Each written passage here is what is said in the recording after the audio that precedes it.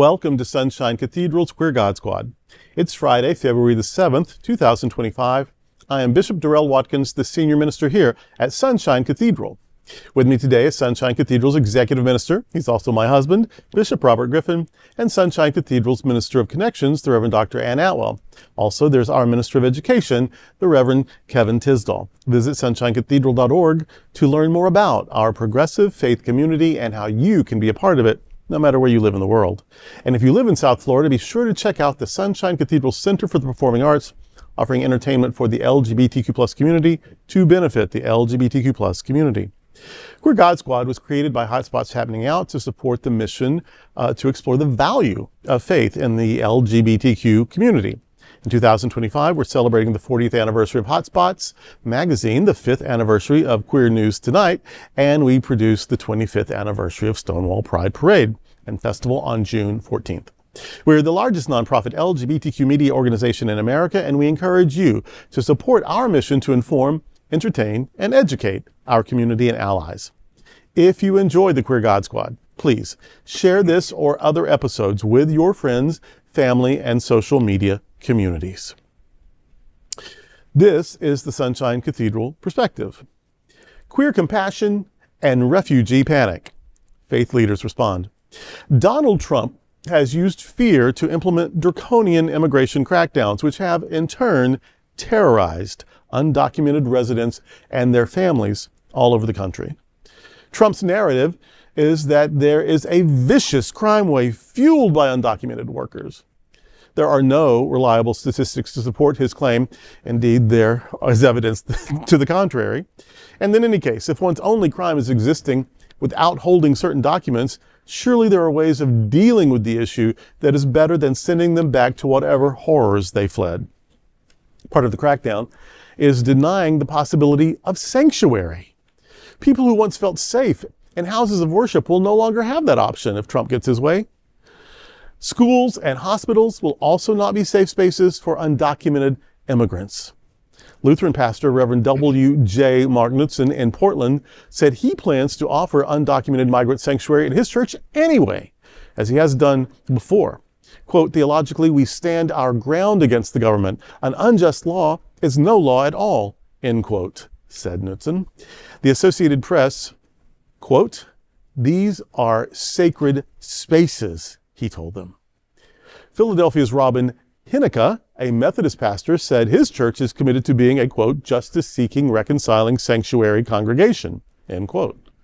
During the first Trump administration, that commitment included sheltering an immigrant from deportation while he went through a successful process to obtain a visa. A priest in Queens, New York, says many in his congregation are afraid to attend Mass now. Another priest says his parish's parochial school has many children from undocumented families who are in tears daily, worried that they will go home to find their parents gone. The priest said people come to church to pray for strength to cope with difficult times, and this added stress is putting them through hell. Imam Omar Nissis has opened his mosque to refugees, many of whom are from his homeland of Senegal. Quote, I cannot leave anyone, Muslim or non-Muslim, to sleep on the street, end quote, he said. The Imam added that he's not afraid of Trump's cruel plans because if he goes against God's will, Nissis believes God will take care of Trump. Wow. Pastor Maria Elena Montalvo, a Lutheran minister in Bell, California, says her church, located in a Latino neighborhood, has been a sanctuary for immigrants, refugees, and asylum seekers for 7 years. Trump's policy has created a lot of anxiety in the community. Pastor Maria reminds herself daily that Jesus said to welcome the stranger and care for the marginalized. Queer people know what it is to feel unsafe, unwelcome, and feared. Does that make the LGBTQ+ community more welcoming of asylum seekers? Are we concerned about LGBTQ people who flee their countries to save their lives? Do LGBTQ people have any more empathy or compassion than the larger population? The Queer God Squad wants to know. I think we have evidence both ways. Yeah. I think probably, if you look at patterns writ large, yes, we're probably, as a community, more more compassionate, more welcoming, more open than others. But anecdotally, I think we all know people who are not. There are exceptions to the rule. Mm-hmm. So I hope we are welcoming, and because that's what empathy is. Like, you can imagine the other person's ordeal because you've had something similar, and so you can empathize. And so I would think that people who have been marginalized, oppressed, erased, targeted, see that when it happens to someone else, and would have some compassion about it. So now, the thing about LGBTQ, pan, ace, all these different, is that it's not always obvious. Yeah. Now there are Black people who can pass, but most can't. There are Latinx people, Latina people who are more white than brown, but overall, and then you hear their accent or you hear their name, and then so gays are unique in being a oppressed minority who could hide. Now, their mannerisms will give them away. I tried to hide for 11 seconds in the second grade, and it didn't work. But some people can hide. Some people, if Robert didn't tell you, you would know. Well, I knew, but we have gaydar.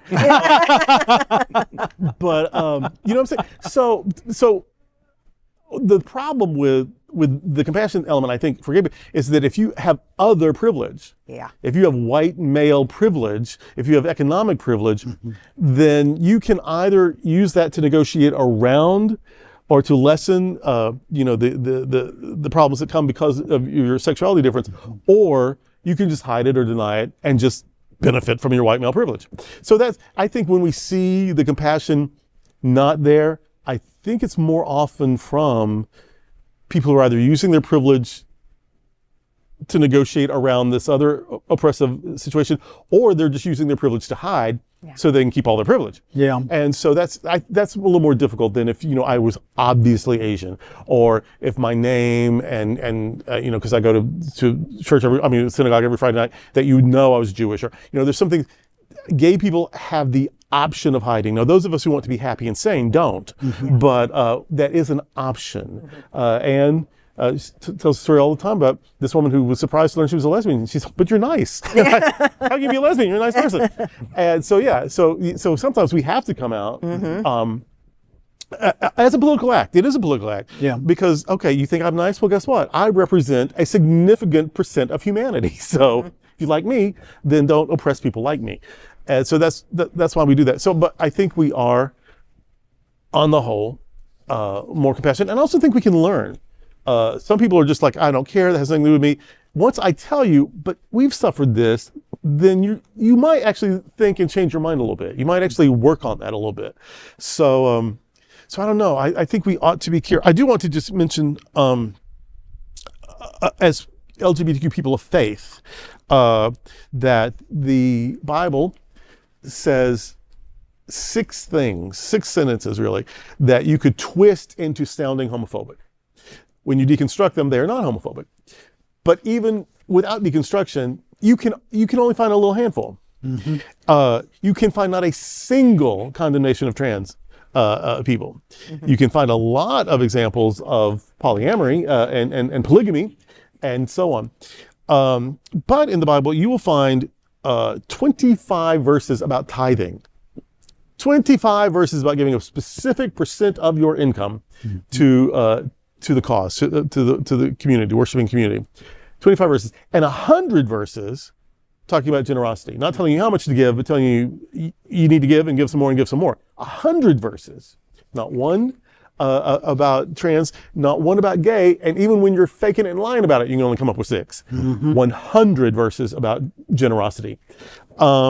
There are 30 passages, actually 33, 34, there are over 30 passages telling you to welcome the stranger, the foreigner, the alien, the asylum seeker. There are over 30, about 34, 33 or 34 verses specifically saying, don't reject, don't erase, don't silence, don't ignore immigrants, asylum seekers, refugees. The Bible doesn't tell me what to do, but for those who claim that it does, I got news for you.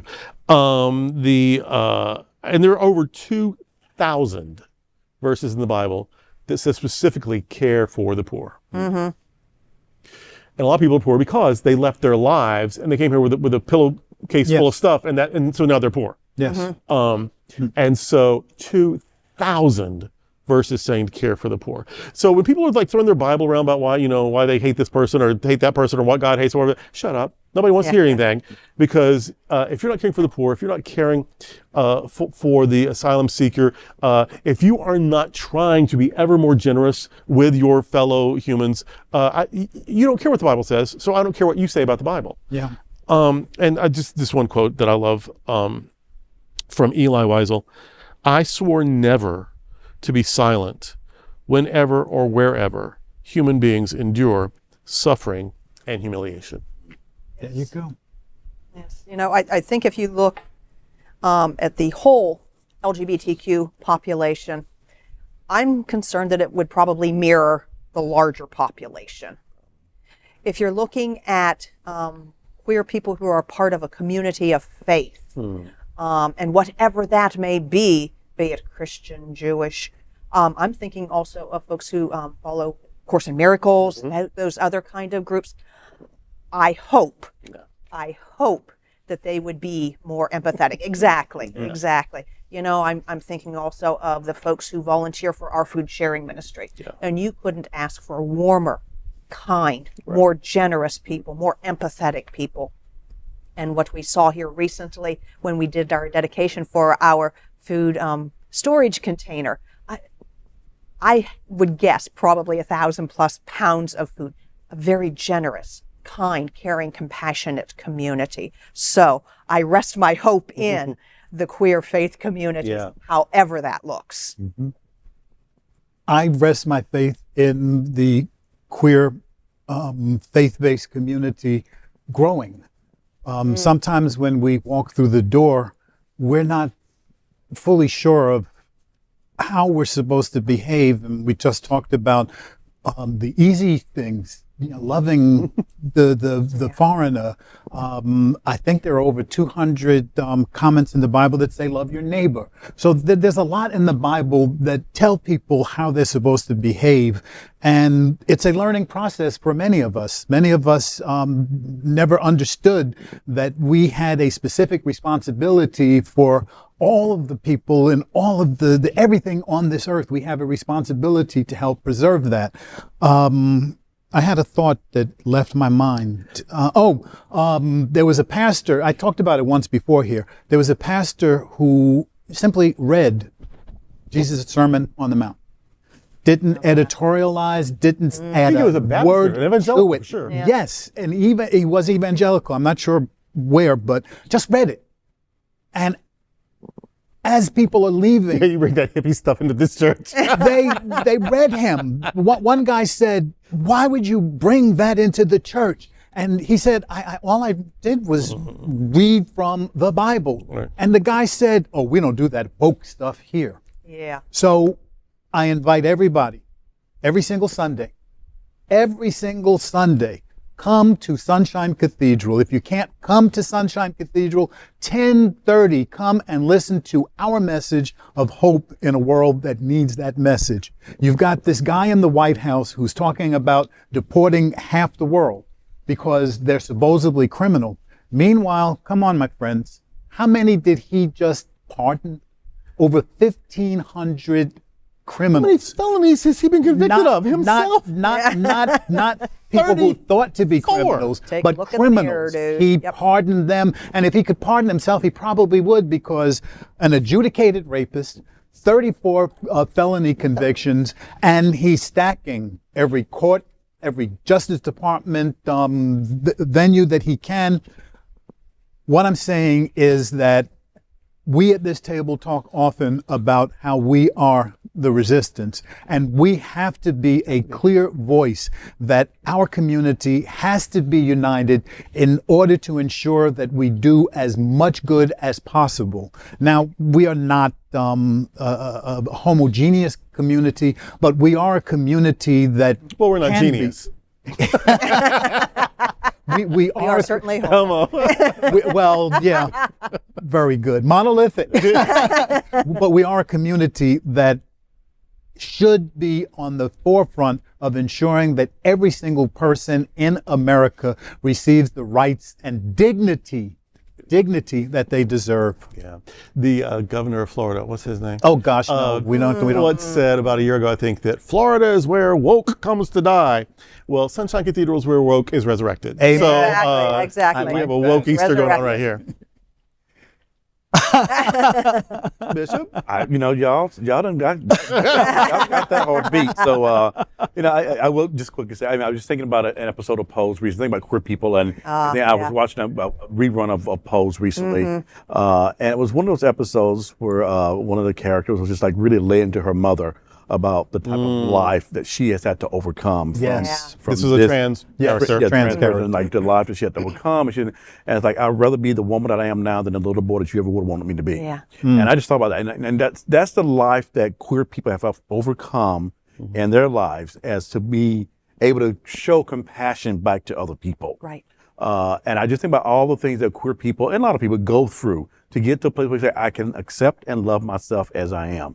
And then to go one step further, to be able to share that with other people they encounter along their journey is amazing. And then to think about people who are refugees and are panicking and all the others, as the other to the other to the other, we have that kind of space created in our community for the other, because the other recognizes the other. Yeah. Yeah. There's something about that. The other We talk recognizes about the that other. often. Yeah. Yes. And so I think when the other recognizes the other, we ought to be moved by our own compassion to reach out and to do what is just and to do what is right by them. Because what we do unto others, we also done to us. Yeah. Amen. Wise words. People say, when they see cruelty and meanness or whatever, they're like, well, that's not very Christian. I think that's the wrong perspective. That's not very human. Human. Thank you. Yeah, Christian is optional. Jesus wasn't Christian; he was a pretty good person. Whether I don't care if it's Christian or not, I care if it's right or not. Correct. And it is not right. This world is meant to be shared by its 8 billion inhabitants.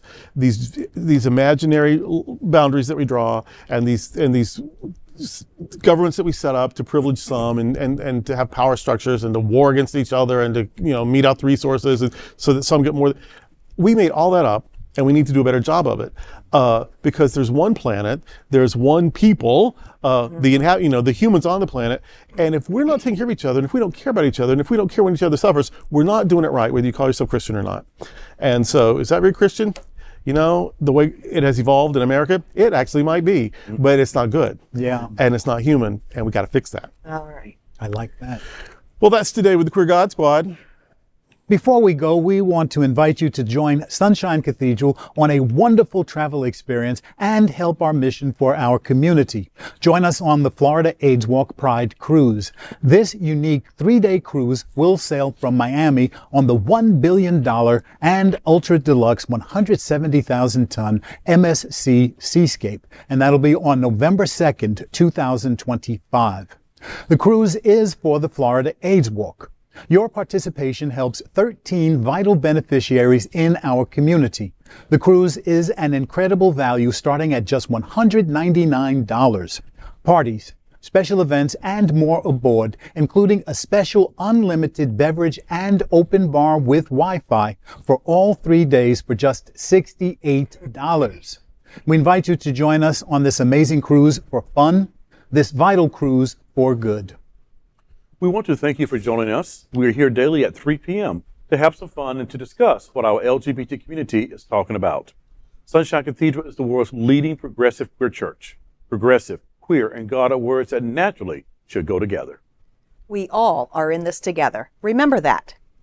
You are God's miracle, not God's mistake. Until next time, we are the Queer God Squad. Bye.